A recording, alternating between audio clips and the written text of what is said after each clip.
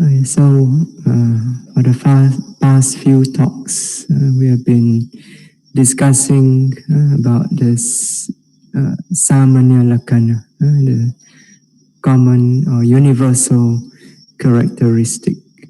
Okay? So it means the characteristic that is common or universal to all the mental and physical nature. That is their nature of impermanence, suffering, and non-self. Okay? Yeah, this of course has very directly to do with Vipassana meditation. Okay? Because Vipassana insight by definition means the insight, wisdom, clarity of mind that discerns clearly this nature of impermanent suffering and non-self. Okay? So in Vipassana meditation, what we are striving to do is to develop this clear insight, discern clearly the nature of impermanent suffering and non-self. Okay? Why? Nothing better to do. Want to see suffering. No, it's because it is this insight that will, when it's well developed, it will cut into the root of attachment, which is the cause of suffering. Okay? You remove the cause of suffering. Okay? So when the cause of suffering is removed, then the yogi will experience the cessation of suffering. When you remove the cause, the effect, which is suffering, ceases. Okay? So actually Vipassana meditation is the development of the Noble Eightfold Path itself. Okay? Yeah. So out of these three characteristics, anicca, dukkha, anatta, so far we have already discussed anicca lakkhana and dukkha lakkhana. Okay? So anicca lakkhana means the characteristics or signs of impermanent. What is it about? And this nama rupa, this mental, physical nature, which when we observe, the signs that we observe in this mental, physical nature, that tells us that it is impermanent. Okay? Yeah. So this is none other than, as we have explained, the nature of disappearance upon arising. Okay. So hutva abhava tena aniccam is impermanence in the sense of disappearance upon arising. Okay. And it is said that this nature is concealed by continuity. Okay? So when we do not develop clear insight into the nature of nama rupa, when you do not practice vipassana to develop clear insight, then this nature of impermanence is concealed, hidden away by what we call santati, this continuity. That means this appearance which give rise to the idea that there is something in our experience that is existing continuously, unchanging. Okay? So how does this idea appearance of continuity arise? Because we do not pay attention to the moment-to-moment arising and disappearing of this mental physical nature. Okay, so so when we do not pay attention, we do not have this clear insight that discerns clearly the moment-to-moment rise and fall of this mental physical nature. Then all these different nature that are present in our experience, okay, every single moment. Okay? They are all like appear to be joined together. There does not seem to be any boundary between the disappearance of one nature and the arising of another nature. So therefore they appear all joined together. So they appear to be one single continuous thing. So this is called santati, continuity. Okay? And usually we will, because we do not see clearly, we will then identify this continuity as something permanent, as a permanent entity, be a self or something belonging to a self. Okay? Like when you note rising, falling, so you cannot see the boundary between rising and the falling. So it appears as one whole thing, just one abdomen, rising, falling. So, and you cannot see the nature of the mind noting. So the knowing also become like one single continuous knowing. And then you identify, I am knowing. I know the abdomen rising, falling. And so you identify as I there. Or you identify as the something belonging to the I, to the self. This is my abdomen, right? Yeah. So to reveal clearly the nature of this anicca, this disappearance upon arising. So yogi needs to make effort to develop clear insight. Okay. So when there's this clarity of mind that discerns that moment to moment arising, disappearance. So when the yogi discern again and again, every moment, any mental or physical nature that arises, that is noted, you notice that it disappears upon arising. Okay, whether it's mental nature or physical nature, the moment you note it, you notice it disappear upon arising. So when you note this again and again, everything that arises within the experience, without exception, it disappear. Okay? So when you note this again and again and again, then yogi begin to realize the nature of anicca, okay? The nature of impermanence. You become convinced that everything is impermanent. Sabbe sankhara anicca. All formations, all this nama rupa are impermanent without exception. Then we also discuss about dukkha lakkhana, the characteristic or the signs of suffering. So this is explained as the continuous oppression by rise and fall. Okay, so when the yogi notes again and again the continuous, never-ending process, arising, disappearance of this mental or physical nature. So you come to discern clearly how oppressive this never-ending process is, how terrible, how difficult to bear. So this is the nature of dukkha lakkhana. This is the signs that tell us that this mental, physical nature, manama rupa dhamma, they are dukkha, they are suffering. Okay.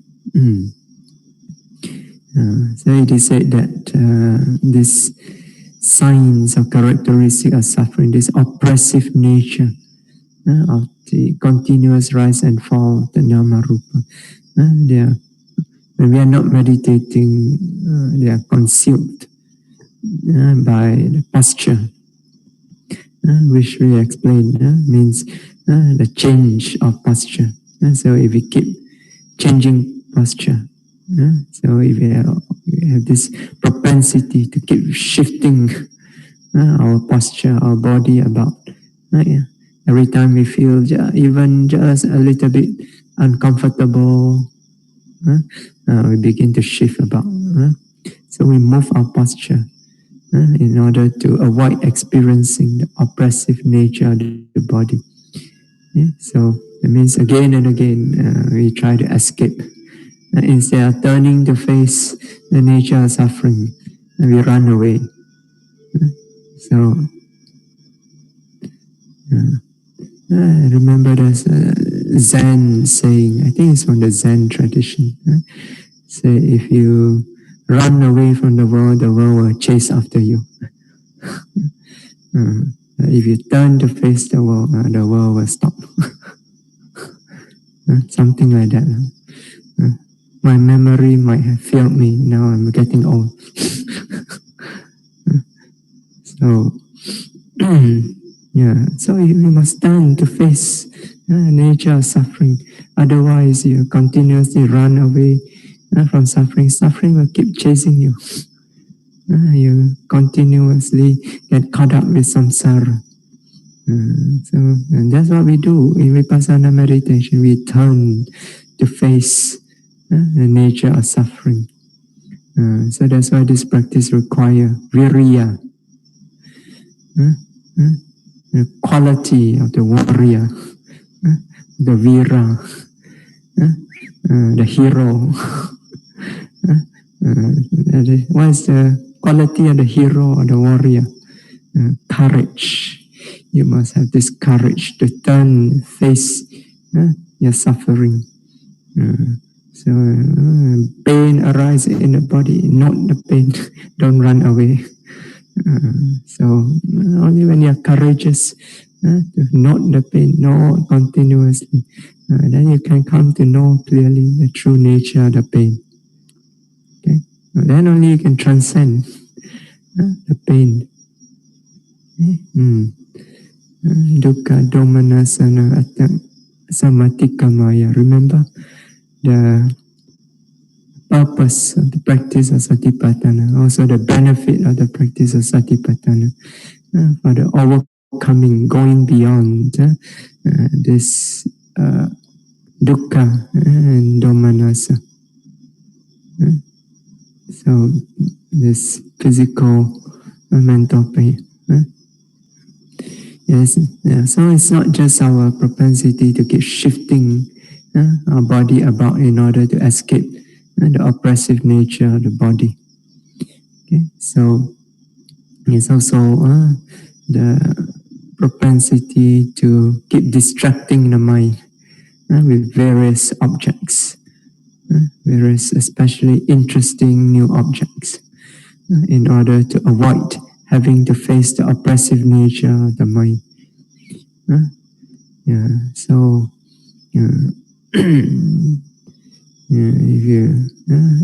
if you like something, let's say you like to eat. What do you like to eat? What do you like to eat? Roast pork. So ask Sister Sam to give you roast pork every day. For breakfast, for lunch. Nothing else but roast pork. Not even rice, just roast pork. How many days can you last? So after maybe first few days you enjoy. After a few days you tell Sister Sam, no more, please, no more. So because your mind gets bored of it, it feels oppressive. So you keep wanting to find a new object, now new food. So so in order to experience clearly the nature of dukkha, so in our practice we need to remain still, both in the body and the mind. So the body, you hold it still, don't move. Okay? Remember we said that when you sit down, you must try to adopt a comfortable posture, as comfortable as possible. Okay, but once you have adopted that posture, then don't move. No matter what happened, don't move. So it's not going to remain comfortable.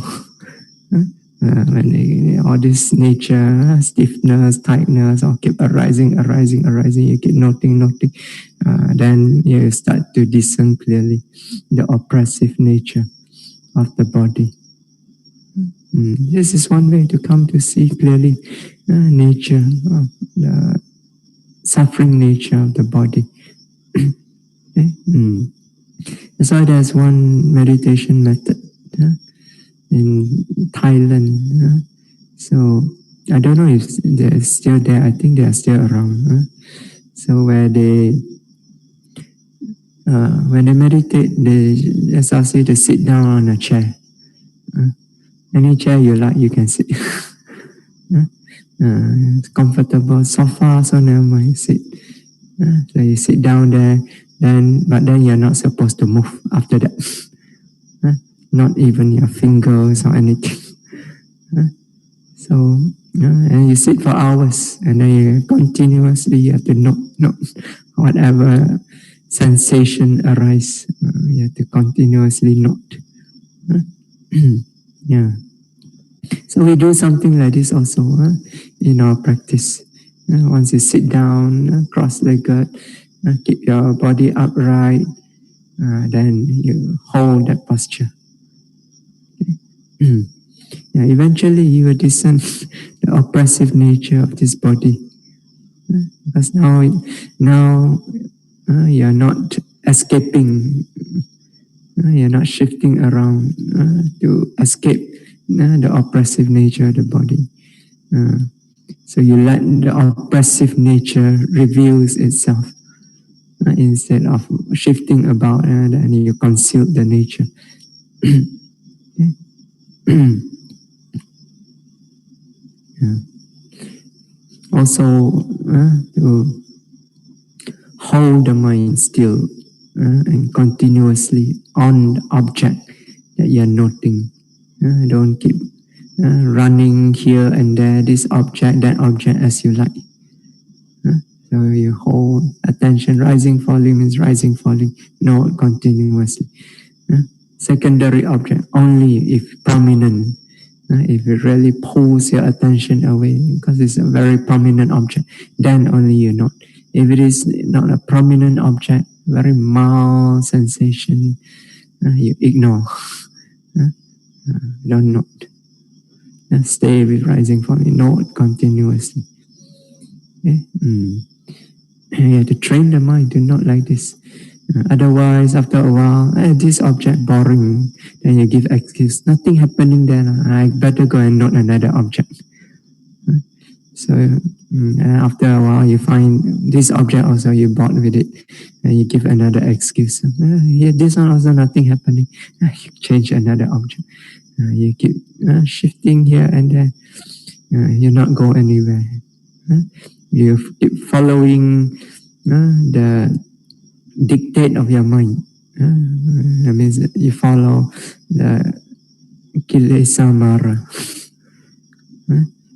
Mara as a defilements. Yeah, defilements is also mara. You follow it. So the defilements say, this object no good, not another one. You follow. This object too painful, don't note. Go another object, you follow. So and the mind, the defilements are very skillful in finding excuses for you to change object. Excuses according to the Dhamma. This object, nothing happening. I cannot see any change.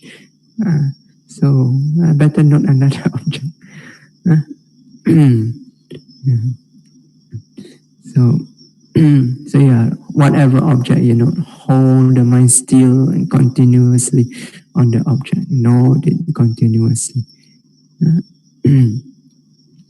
So as you pay attention like this continuously on the object, gradually as you keep discerning the never-ending arising, disappearing nature, and at some point you begin to discern the oppressive nature due to the rise and fall, never-ending, continuous rise and fall of this mental physical nature. Yeah, so you notice here both nature, anicca lakkhana, dukkha lakkhana. So they are, you discern them through observing sankhata lakkhana, the conditioned nature of arising and disappearing. Right? Yeah. So that's why when you practice Vipassana, first sabbhava lakkhana, that's the foundation, right? So you discern this unique characteristic of this mental, physical, each mental or physical phenomena that arise. Yeah, so you discern the stiffness, tightness, tension, pressure, hardness, softness, heat, cold, quality of knowing, quality of feeling, of perceiving. So this is the foundation nature. Okay, this is nama rupa dhamma. Okay, and then after that, you cannot skip straight away from this to discern anicca, dukkha, anatta. So first you discern clearly this mental physical nature. Then you must discern the sankhata lakkhana, how they arise, how they disappear. Okay? And you must discern this again and again continuously. Okay? So you discern again and again the mental physical nature, arising, disappearing, this continuous process of arising, disappearing of the nama rupa. Okay? Then the samaṇera lakkhana, the common characteristic anicca, dukkha, anatta, they are to be found in this sankhata lakkhana, okay? In this continuous process of arising and disappearing. Okay? So the disappearance itself, that is the nature of anicca, right? So anicca lakkhana is the disappearance upon arising. Okay, it's the disappearance that is the nature of impermanent. So when you discern again and again, whatever nature that is noted disappear. Okay, every moment you see this nature that is noted disappear. So moment after moment, there's disappearance. So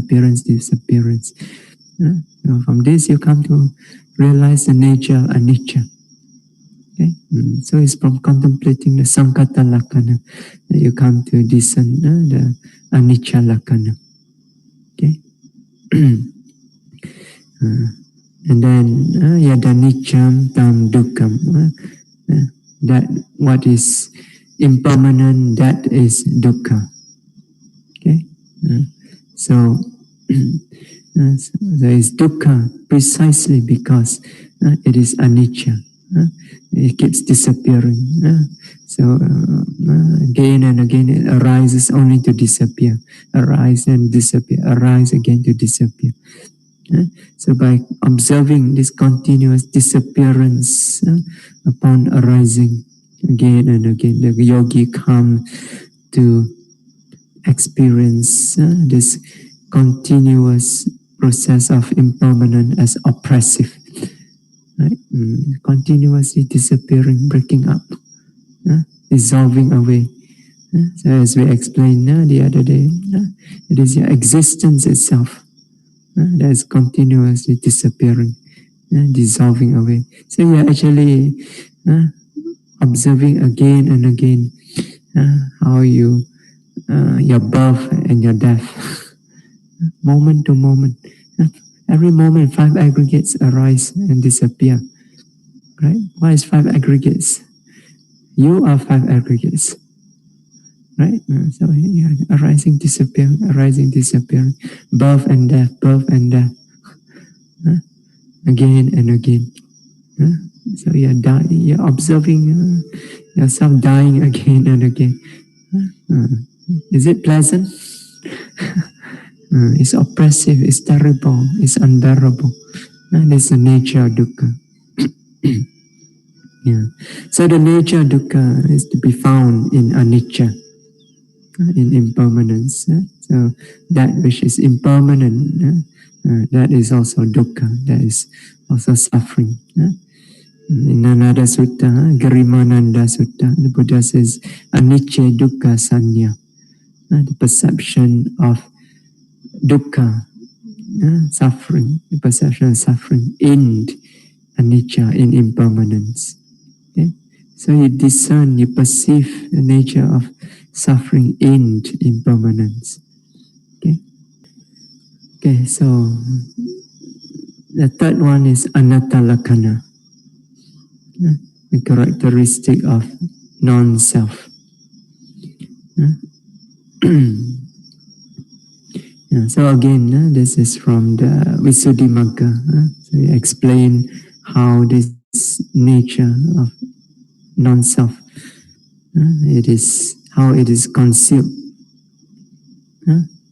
and how can we note in order to reveal is the nature of non-self.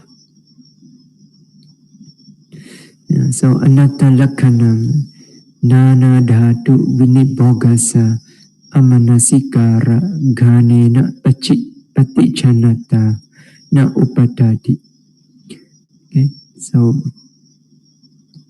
yeah, so anatta lakkhana, that means the characteristic of non-self. Or the signs of non-self. So what is the sign? So when we contemplate this mental, physical nature, what are the signs about them that tells us that they are non-self? Okay? That's anatta lakkhana. Okay? So here it says this characteristic of non-self does not become apparent, does not clearly manifest, because nana dhatu vinibhogasa amanasikara, because when you do not pay attention to the vinibhoga, to the, how to say, vinibhoga, when it's separate. So all the various elements, nana dhatu means various elements. So here elements is not just a physical element, including also mental elements also. Okay? So mind element and so on. Mind element, mind consciousness element. Okay? So how they are, vinibhoga means they are separate. How they are separate in our experience, although they arise together in one moment of experience. So, but when we do not pay attention to discern that they are actually separate nature. So this is what I mean. Nana dhatu vinibhogasa amanasikara. So when we do not pay attention to how they are, these various elements, they are actually separate nature. Okay, so some translator translated as the resolution into various elements. How this experience resolve into various elements. You do not pay attention to that. Okay, so when you do not pay attention to this, then the ghanena patichanata. So it is concealed by this gana. Gana means compactness. It appears compact. Okay. First, we come back to this first. This characteristic of non-self, anatta lakkhana. Here, the characteristic of non-self that is meant here is the asaraka tena anatta. So it is non-self in the sense of having no core, core, C-O-R-E, core, or no essence. What it means is that there is no inner permanent core in our experience. Okay? So that means in our experience, so we have a lot of experience, seeing, hearing, smelling, tasting, touching, thinking throughout the day. So one of the attawada, the view of the self, or the doctrine of the self, one of it states that in the core of our experience, there is something permanent that survive unchanged from one moment of experience to another, right? So all this, when you're experiencing all this, seeing, hearing, smelling, you may say that, oh, seeing is one thing, hearing another thing, smelling another thing, right? But there is something that survive unchanged, from seeing to hearing, from hearing to smelling, and so on. So at the core of our experience, there is something that does not change, that is everlasting. There's an everlasting essence in the center of our experience, the inner core, that is permanent, that does not change, that does not disappear. And this is usually identified as the soul, the Atman, right? So, which depending on which attawada, some say that it is, the soul is eternal. After death, it exists eternally. So this is called sasatawada, eternalism. Okay? And there's another view that says that this soul is annihilated after death. So it's destroyed upon death. So this is the nihilist view. Okay? Uchedawada, the nihilist view.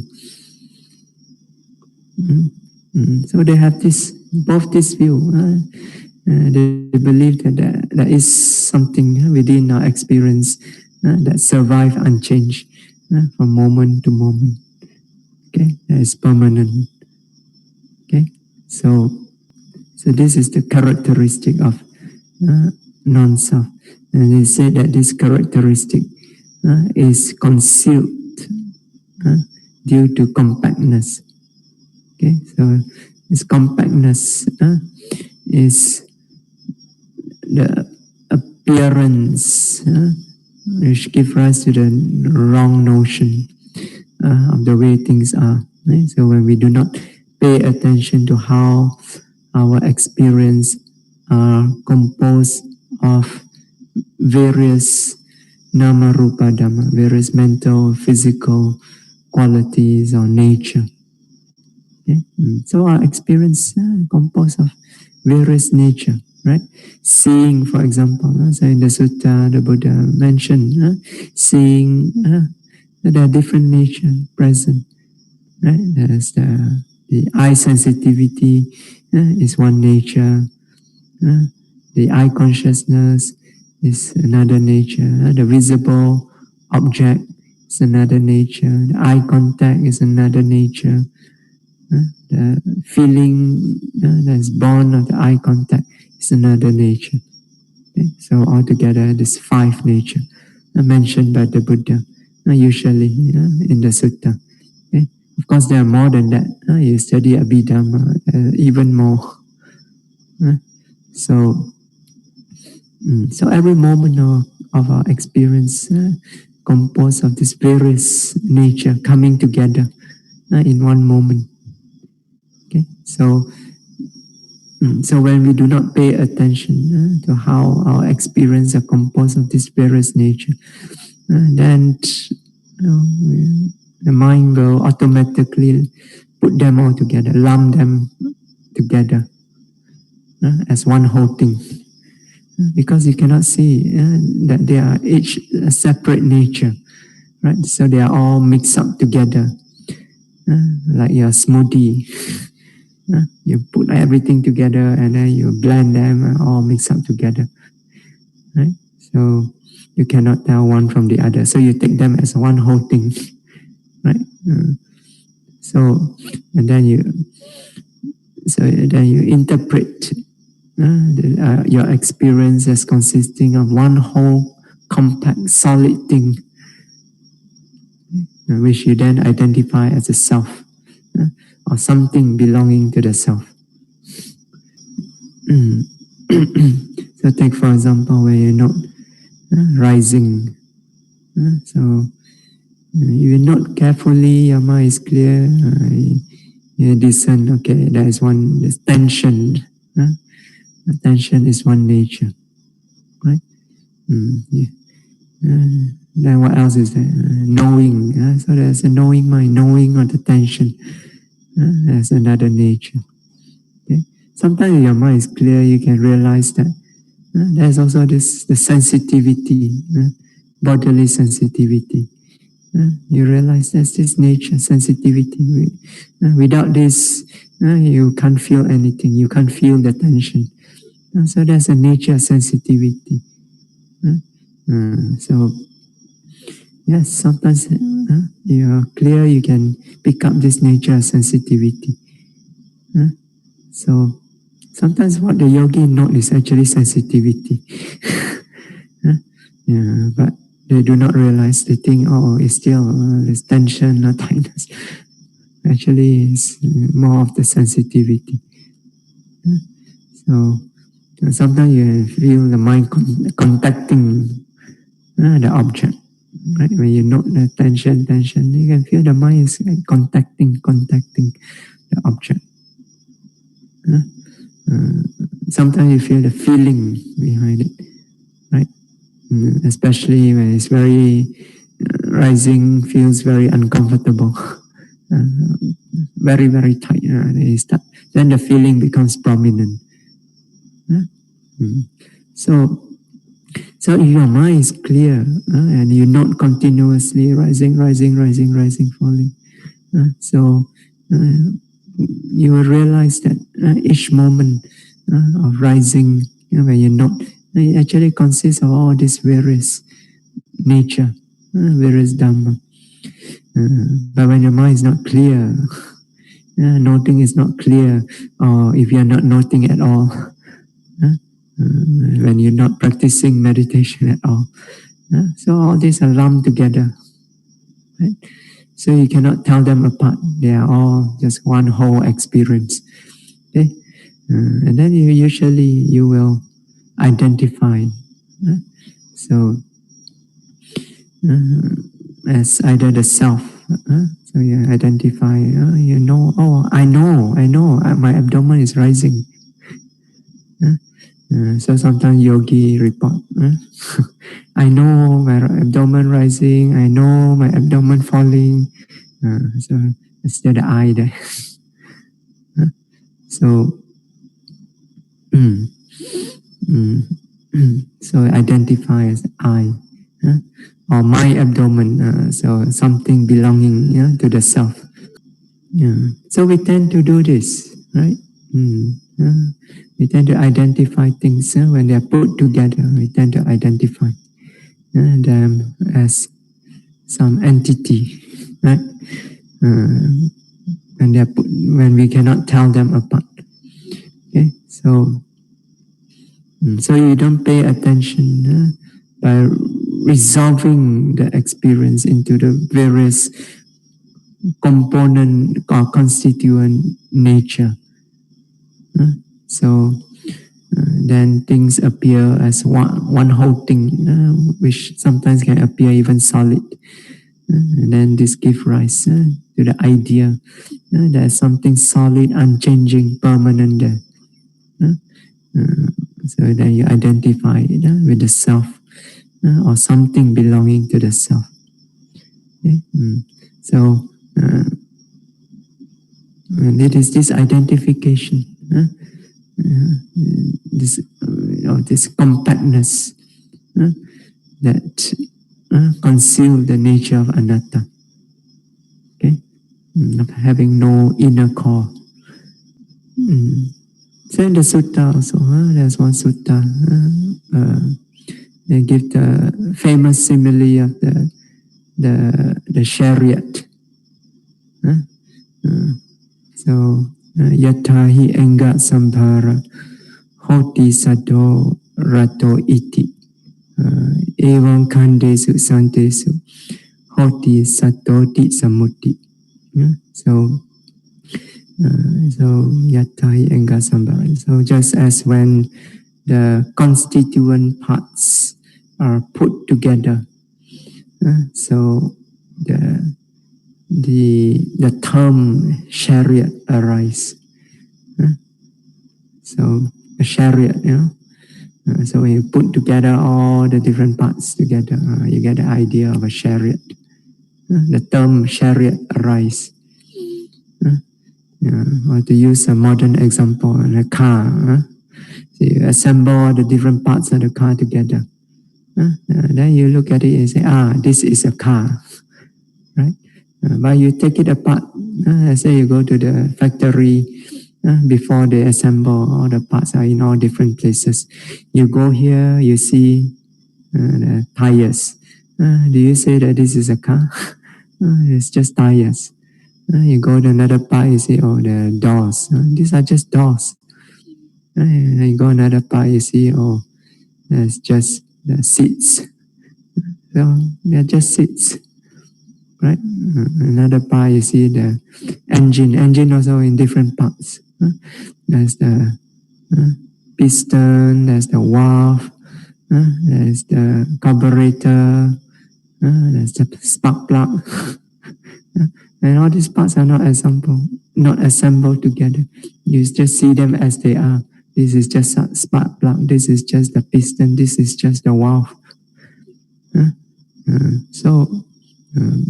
But when you go to the end of the assembly line, when after all have been assembled, you look, this is the car. This is the Ferrari or Lamborghini or Kanchil. So the idea arises when things are put together, and then you cannot tell them apart. So you take them together, and then you identify. This is what, that is what. So evam kandesu santesu. So in the same way, when the aggregates present together, come together, hoti satoti samuti, the conventional idea or the concept of a being arise. Okay, so when it comes together, five aggregates. When does 5 aggregates come together?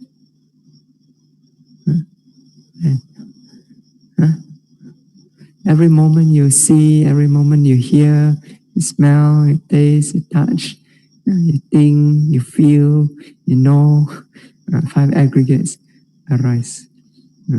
So when you do not observe them carefully, so they appear as one whole solid thing, compact together.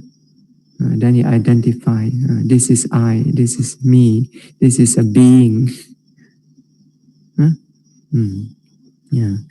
So that's why you need the method of Vipassana to note carefully, note precisely, note continuously, in order to break this compactness, to resolve it.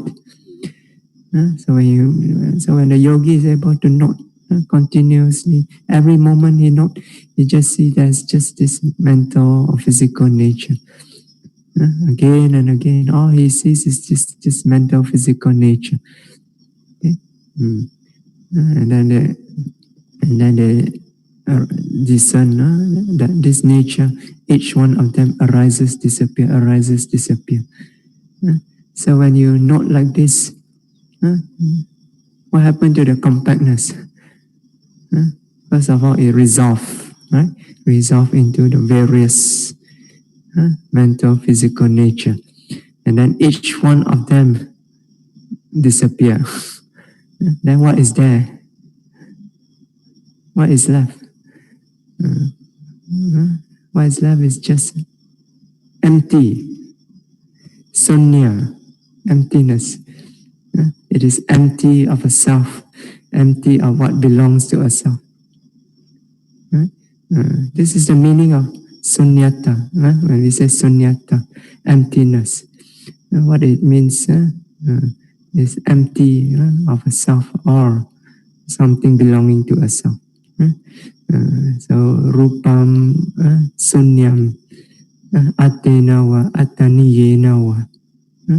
Materiality is empty of self, atta, empty of ataniya, what belongs to a self. That's the meaning of emptiness. So when your yogi can discern clearly, he sees every mental, physical nature is empty of a self. So at the core of existence, there's nothing, empty. There's no permanent self or something belonging to a self. So asaraka tena anatta is non-self in the sense of having no essence, no core, no inner permanent core or inner permanent essence. It's just empty. Okay. Now, in the commentaries, they describe this compactness. They mention 4 kinds of compactness of experience. 4 ways in which our experience can appear compact. So one of it, we already mentioned when we discuss about anicca lakkhana, that is santati lakkhana. So santati means continuity, right? So when things appear continuous, that is one kind of compactness. Okay? So this is the idea that arises by taking a series of continuously occurring phenomena as one solid whole. So because you fail to notice that each individual phenomena, each individual nature in the series, okay? So you cannot see that it actually consists of one nature after another, arising and disappearing. Okay? So they all appear joined together. So this is one kind of compactness. This is santati gana, compactness of continuity. Okay. So it's just like when you see the line of ants, right, on the wall. From far away, you think, oh, there's one black line on the wall. So you think just one solid line. But as you go closer and closer and closer, then you see the line resolve. Then you see, oh, it's actually one ends after another. So you resolve the continuity. So take for example, so this when you note the bending of your arm. So you note the intention to bend, right? So you observe carefully. It's just this intention. And then there's the motion of bending, right? Then after that, what happened? You haven't completely bent yet, right? So another impulse. Usually, we say intention, but impulse will be actually more accurate. So another impulse to arise. Bend further. Your mind command you, very subtly command you. You don't even know it's there, unless you observe, oh, there's the impulse. Then another motion. And then another impulse, then another motion, another impulse, another motion. Right? So you see there's a series of impulse, one after another, giving rise to a series of bending motion, one after another. Right? So if you observe it carefully, this is what you discern. This is what you discern. There's a series of intention, series of impulse, series of movement. It's not just one continuous movement. It's not just one intention or impulse, right? So, but if you do not observe this carefully, like what you do when you're not practicing, right? Just bend. So then what arises in your mind? How do you understand this experience? You understand is, I am bending, right? So it's not that series of impulsion that is causing this bending. I am bending, right?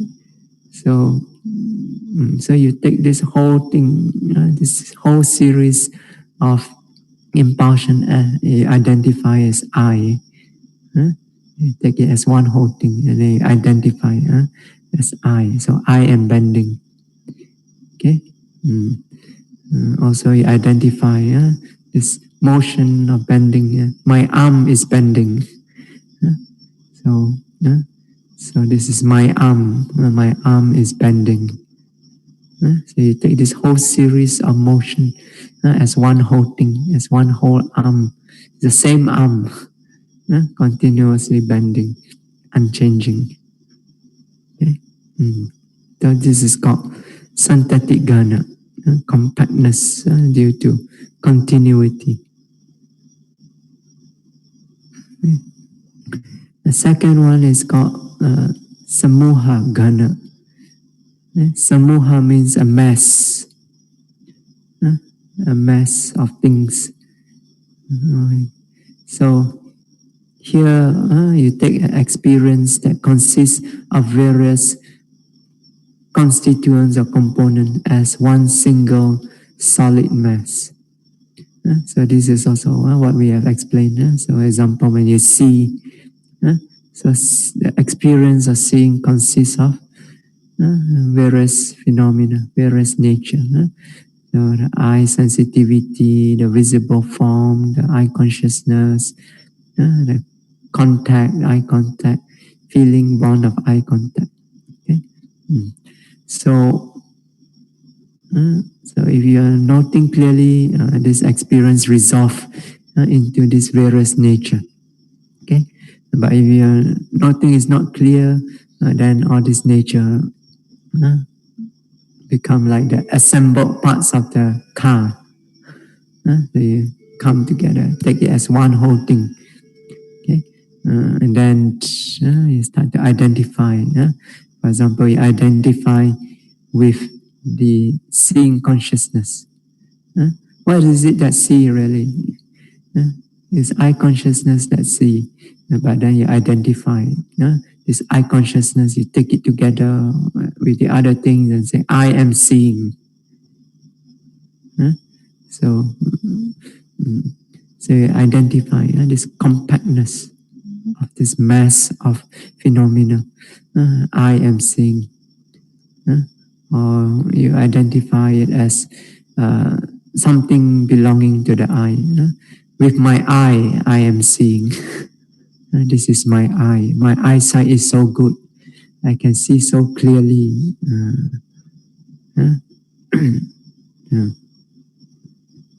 So this samuha ghana.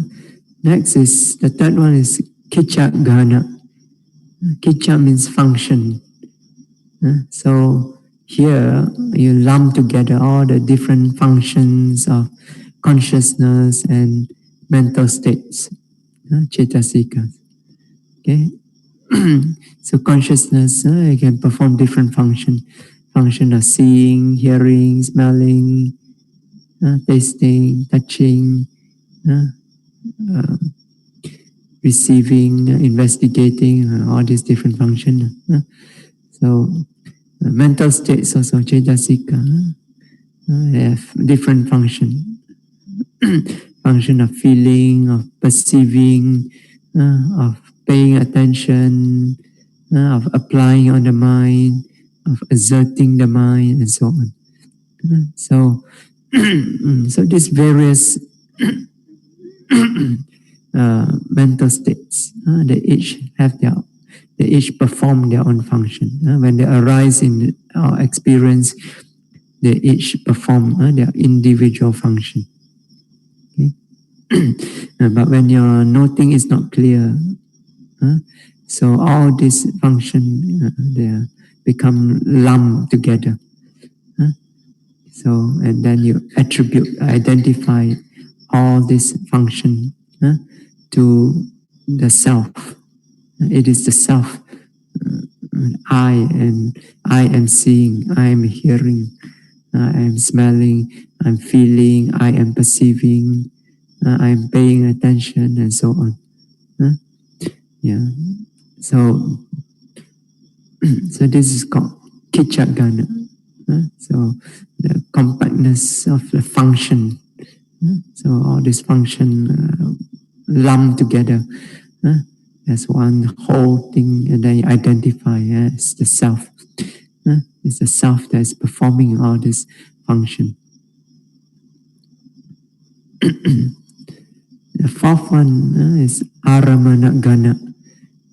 That is the compactness of the object. Right? So we are always experiencing different objects. So like when we are talking to a person, right? So we are experiencing different objects, right? So when I see Sister Sam, so this is one object. Yeah, this is the color. Right? And Sister Sam speaks, there's a sound. That sound is another object. So if I come close enough to Sister Sam, if Sister Sam have not been bathing for a few days, then I get another object. So different object, you see. But when you do not discern clearly, you think there's only one object, that's Sister Sam. So there's another kind of compactness of object. These various different objects become lumped together as one, and they identify this is Sister Sam.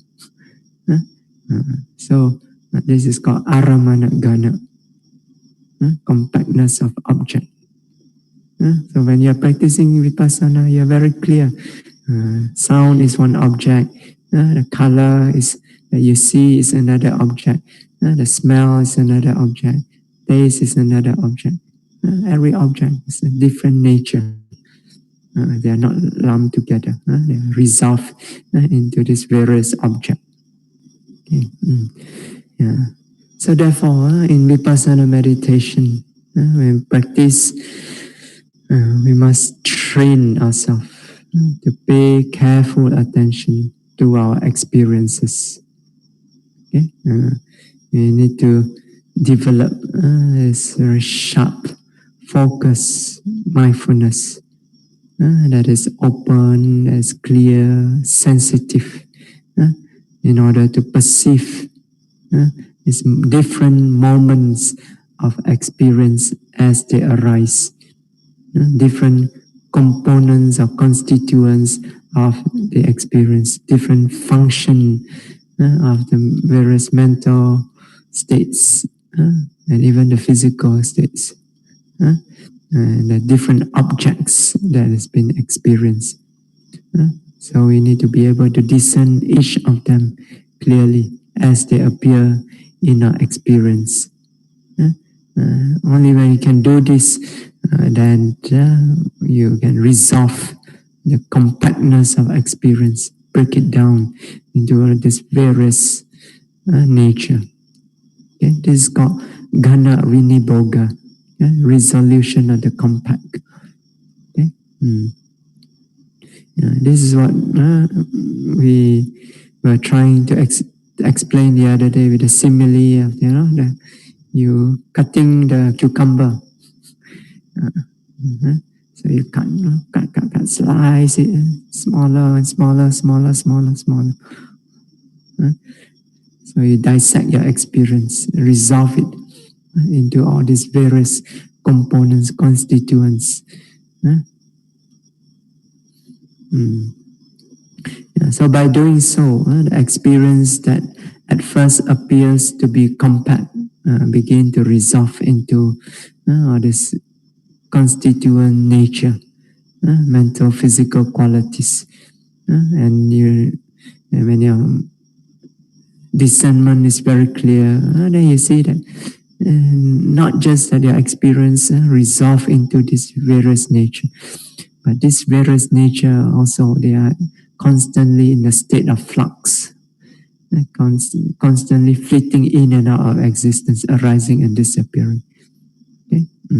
So they appear empty. Okay? So there's nothing there. The moment you're not, especially when you come to Banganyana and beyond that, every time you're not, it's just disappearing. There's nothing there anymore. Nothing. It's empty. Right? Empty of a self, or what belongs to a self. So in this way you dispel this notion of solidity, compactness in our experience. There's nothing there.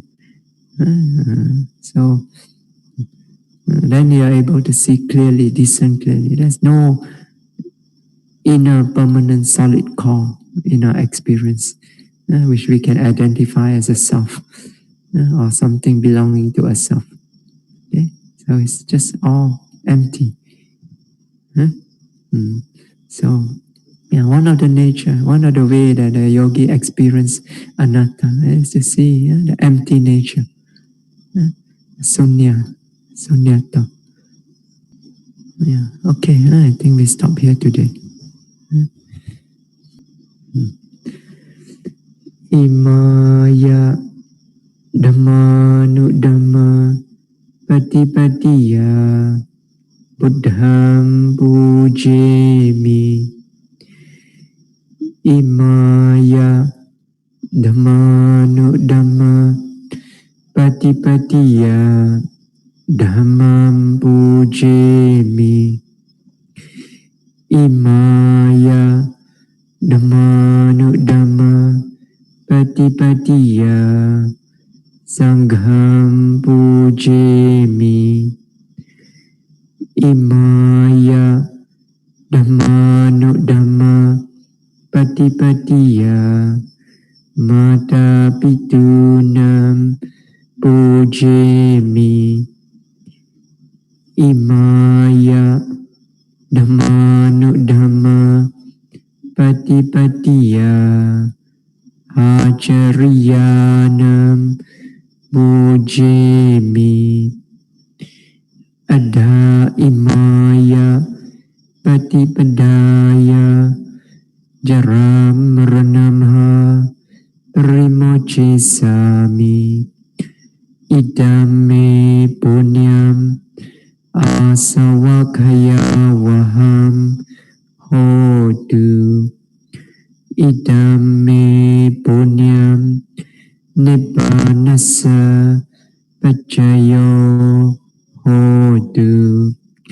Idame silam magabhalanyanasa pacayo hotu. Imam no punya bhagam sabbasatanam dema. Imam no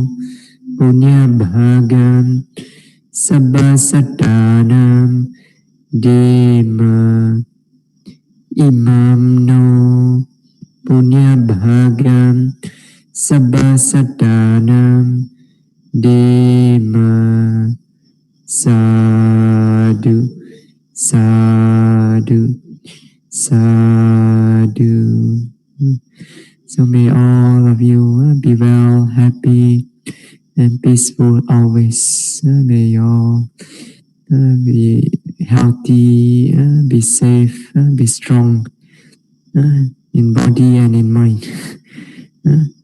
So may you all be able to continuously practice the Dhamma without any obstacle, without any hindrances. May your practice be smooth, and may you all be able to experience the unconditioned peace of Nibbana through your practice of the Dhamma.